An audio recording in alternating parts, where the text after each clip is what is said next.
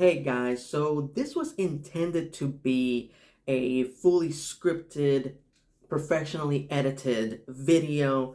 I had gathered all the materials that I needed to put together a script for a full episode of Legends of Fandom. I wanted to do this episode for a long time. I was just missing that last 10%, and I thought I got it. I thought somebody close to me had provided me with what they claimed was a draft of the original script, a copy of the original script for the Avengers 2012 movie, but a version of the movie back when the movie had Ant-Man and the Wasp in it as opposed to Black Widow and Hawkeye. Unfortunately, halfway through reading that script, I realized that this script was fake.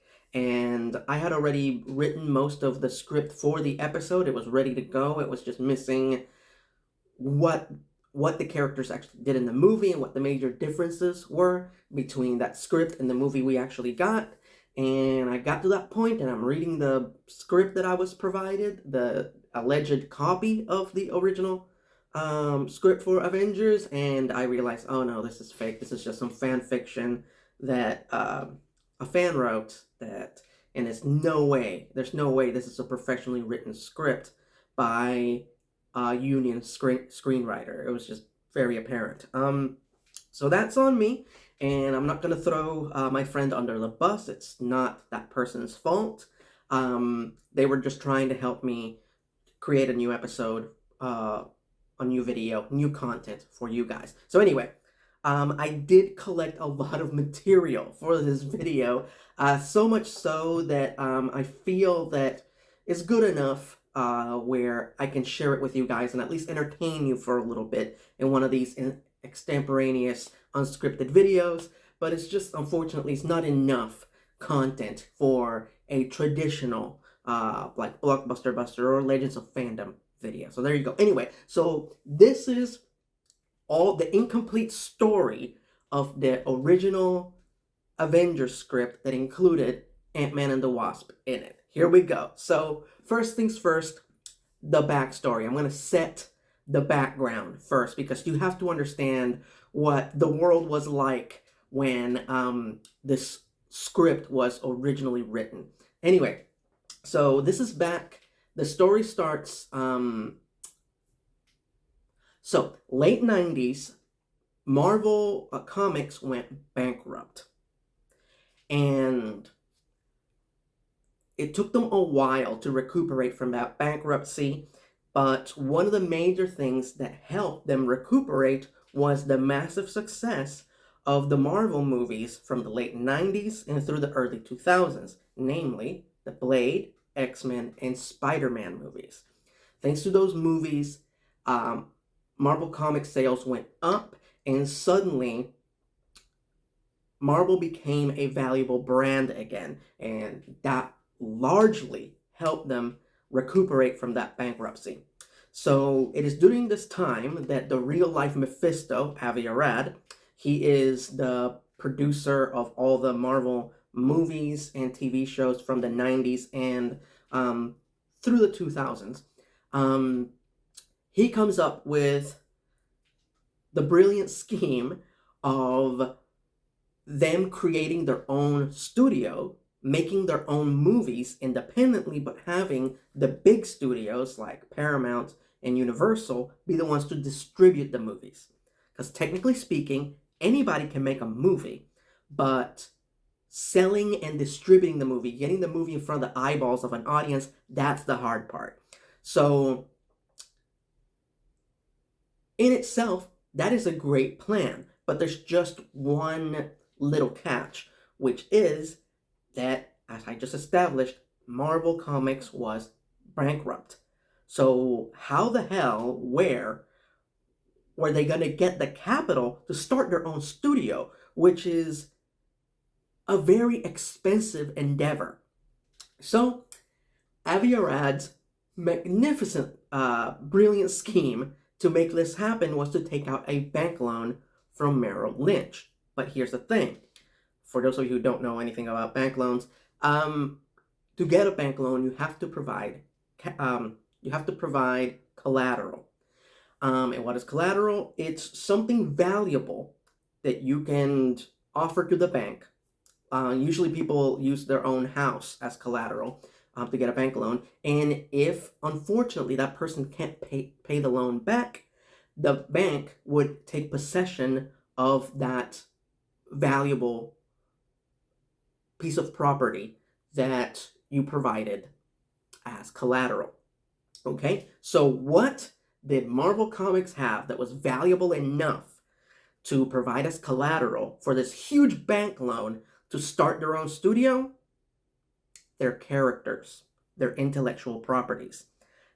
Namely, the ones whose rights were yet to be purchased by any studio or television network.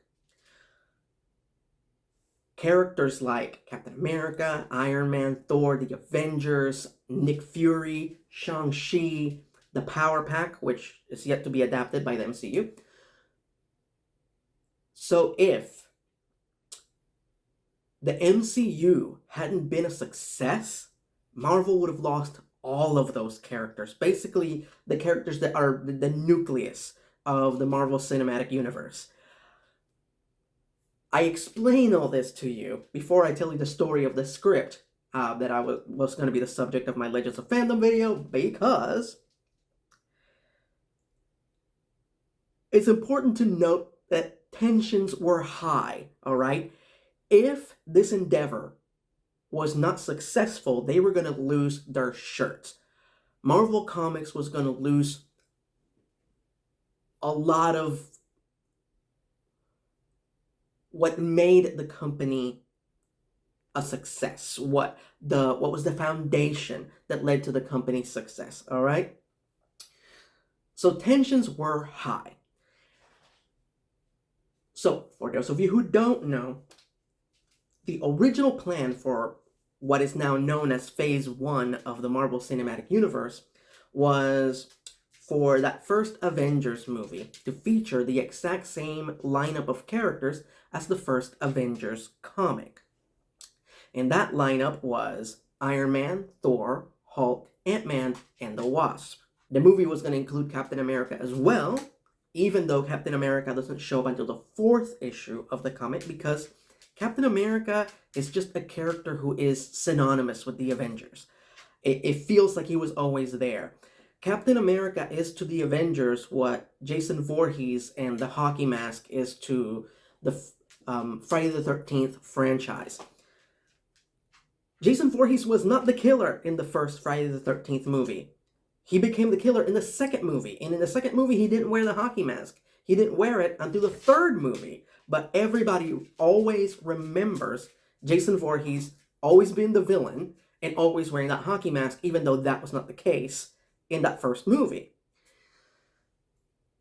Same thing with Captain America. Even though he wasn't there in the first issue, he is the character who's most associated with the franchise.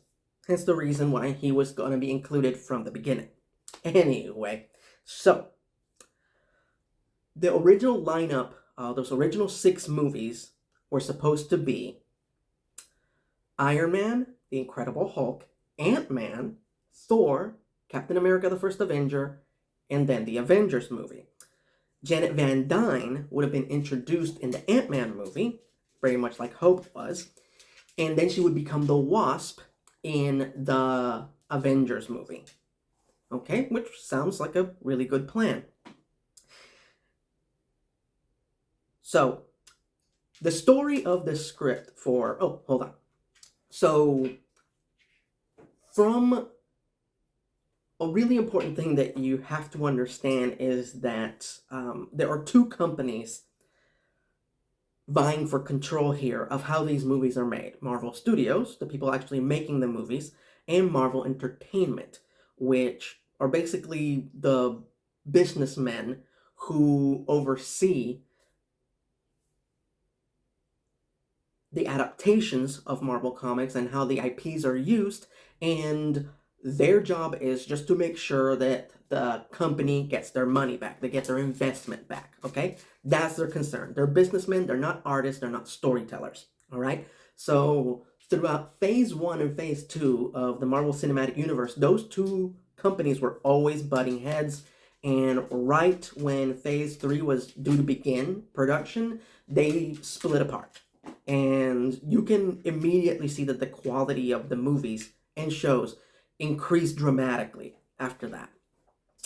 So, at the time, with Marvel Entertainment basically having the most power that they had over the movies, their point of view was that those first 5 movies were basically going to be commercials for the Avengers movie. The Avengers movie was going to be the big one. That was the one where they were going to get their investment back, that big blockbuster movie.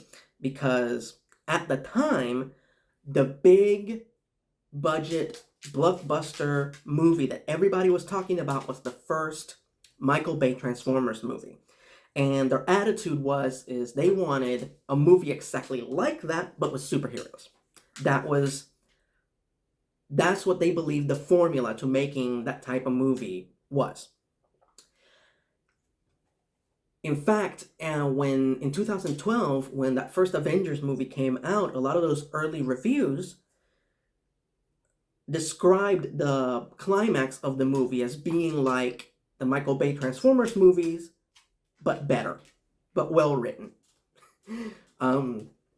It's funny how now the MCU movies have become the standard for that type of film, but at the time, it was the Michael Bay Transformers. So there you go. So anyway, suffice it to say, tensions were high, and they were putting all their stock, all their faith in that Avengers movie. Those first 5 movies, not as much. So, 2006.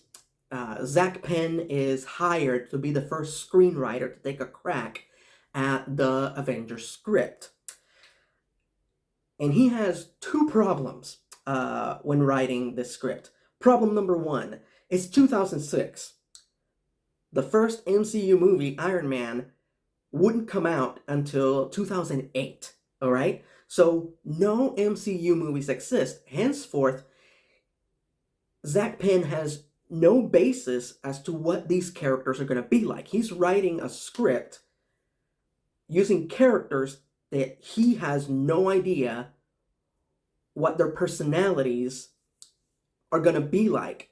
And yeah, he could look at the comic, but the problem is that he doesn't know what what actors are going to cast, and he has no idea how they're going to play those characters. So that's the first problem. Second problem is that nobody has ever made a movie like Avengers. This big, mega crossover, superhero, big budget action movie. Nobody has ever made a movie like that before, so he has no basis as to what to write this script like. Okay?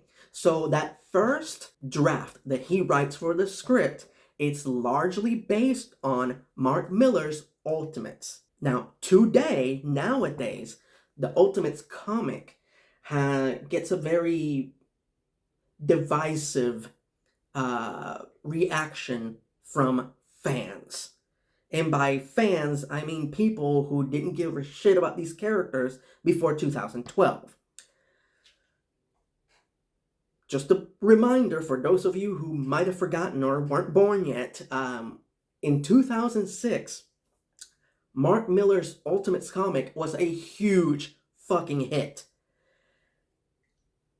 That, Ultimate Spider-Man, and Marvel Zombies were 3 of the comics that helped Marvel Comics get through the 2000s, that carried the company through the 2000s. Big hit comic books.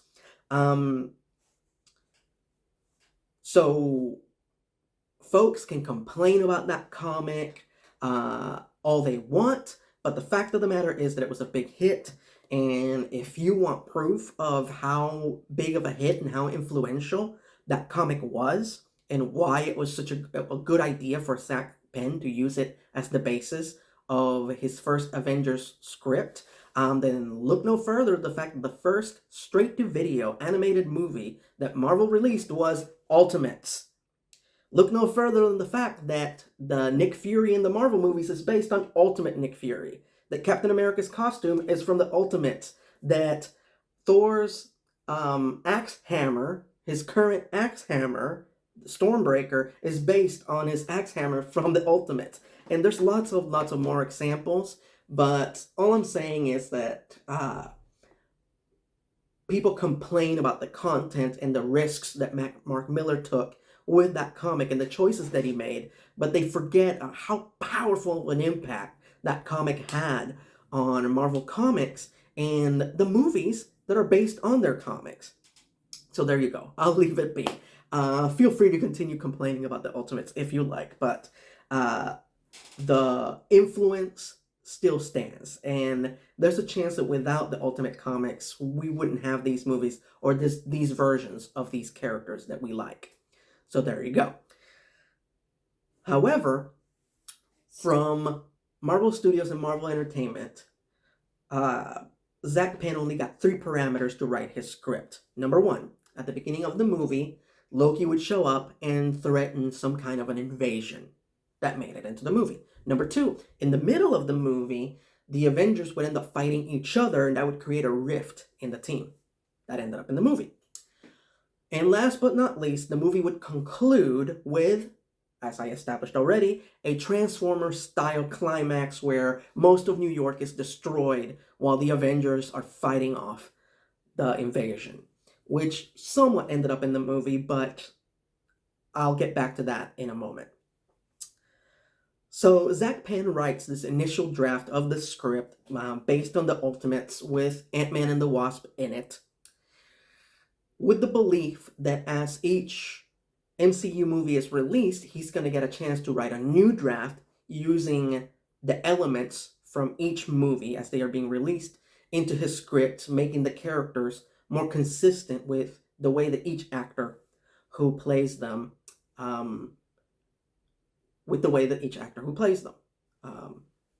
anyway, their personalities, sorry. It's unscripted, I'm sorry. Anyway, 2 things that nobody expected end up happening. The first one is that the 2008 Iron Man movie is a huge, magnificent hit. Nobody saw that coming. Experts, analysts in the entertainment world greatly criticized the fact that they were gonna start this new franchise with this obscure character that nobody gave a crap about. Okay? But they proved everybody wrong. They shut all those people up. Iron Man ends up being a magnificent hit, and immediately after Iron Man comes out, everybody's asking, when is Iron Man 2 gonna come out? Okay? The other thing that nobody saw coming was that initially, as most of you know, Edgar Wright was slated to direct the Ant-Man movie, but he kept having issues with, you guessed it, Marvel Entertainment. A lot of creative differences, and they couldn't agree on what the Ant-Man movie was going to be, so it got delayed. So they have Iron Man that is this huge hit.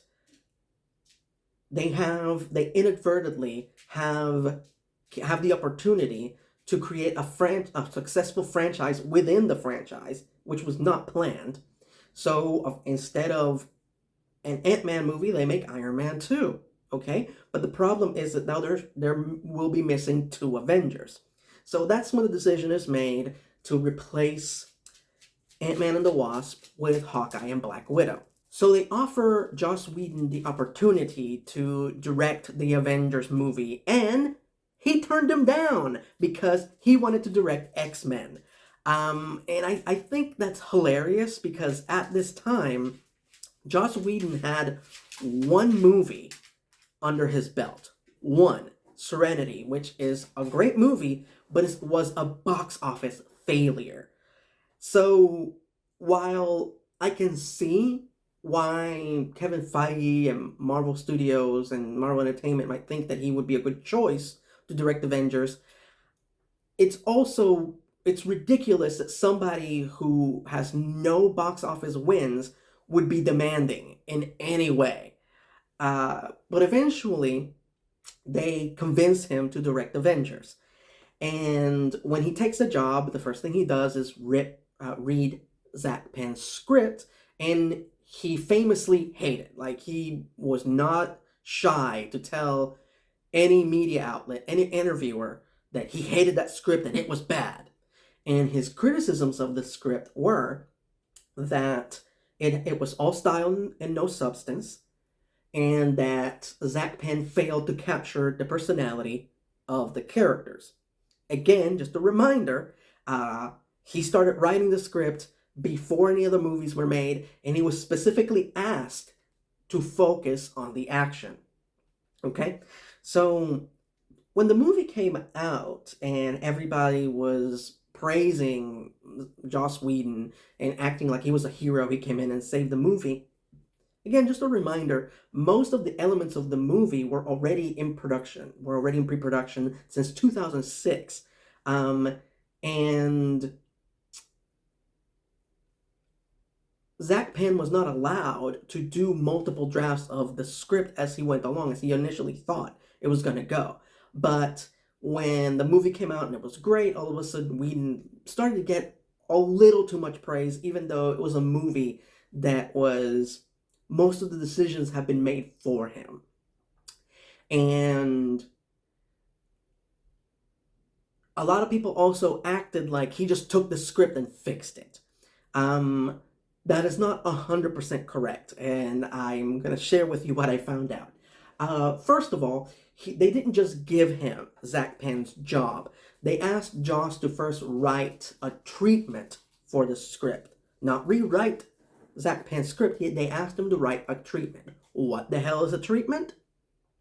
A treatment is like a one-page, maybe two-page document that highlights the main points of a movie and basically contains all the elements that would make it appealing to an audience or for a studio to make it. It usually contains like a brief synopsis of the movie, character descriptions, and sometimes like an explanation as to why this movie would be appealing to an audience. Like, who would go see this right now? Why is it a good idea for a studio to invest in this story, in this script, in this movie? So he did, and he writes his treatment, turns it in, and the two things that were good about it were, one, he had a good handle as to the personalities of the characters. No duh. And he made it a point to write very structured, very detailed series of events for the climax of the movie. It was very clear, like with every moment in the climax, in that final battle in the movie, it had reason, it had function. It was very clear why all these action pieces were happening, which deviated from the chaotic style of the Transformers movies. Hence the famous review that I just quoted earlier in this video.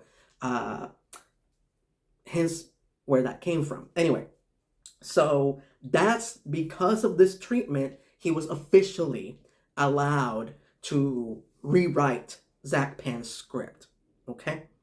Something weird happens here, and again, I wish I had more details, and because I don't have more details is the reason why this is not a formal video. So they had already made the decision that Hawkeye and Black Widow were going to be in this movie, but they were yet to finalize Scarlett Johansson's contract to be in the Avengers movie. All right? So Joss Whedon, hears this, and without anybody telling him to, in his first draft of the script, he replaces Black Widow with the Wasp.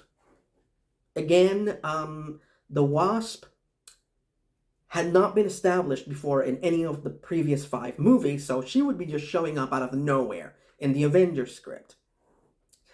Another thing that he does is that, in his opinion, Loki Loki by himself was not a good enough villain to go up against all the Avengers together. He said, and I'm paraphrasing, that you had all these legitimate tough guys going up against an effete British character actor, which is a very douchey thing to say, and it's more of an insult towards Tom Hiddleston than the character of Loki.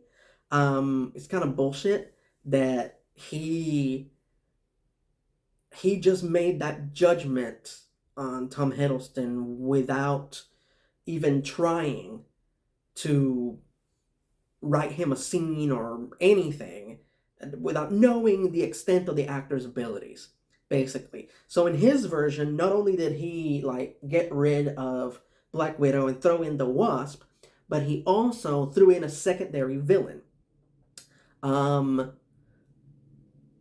who is the son of Obadiah Stane. I believe his name was Ezekiel Stane.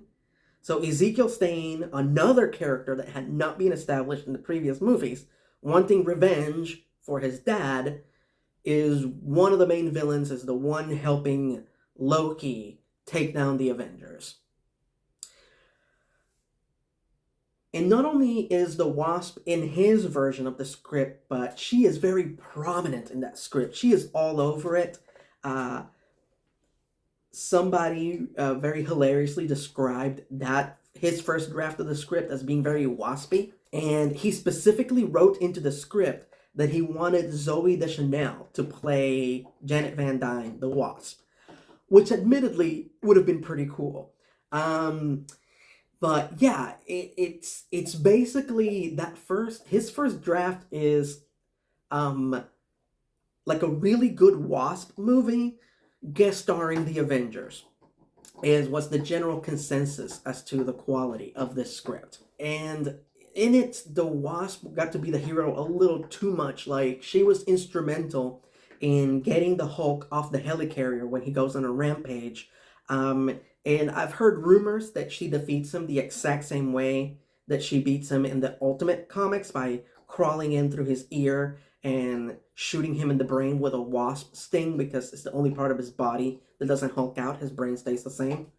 Again, I'm sorry, I don't have confirmation of this, hence the reason this is not a formal video. And the other major thing that she did in the script was she was the one that deactivates the Tesseract and closes the portal.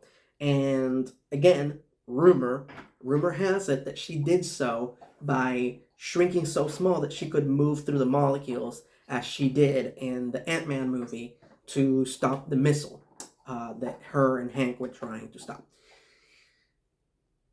So he turns in the script, and of course, that's not what he was asked to write. And everybody said that he did a fantastic job writing Wasp and the action sequences and all that, but he kind of forgot about the rest of the Avengers. And that basically his version of the Wasp was very much like one of the atypical Joss Whedon characters, like Willow or Fred or Kylie from Firefly. It was that bubbly, like, really smart girl. Cute, adorable, bubbly, smart girl. So he basically took that archetype from his previous works and shoved it into the Avengers. So yeah, so sure enough, that was not what Marvel Entertainment or Kevin Feige asked him to write. So of course they asked him to rewrite it. And he ends up writing the movie that we now know and love.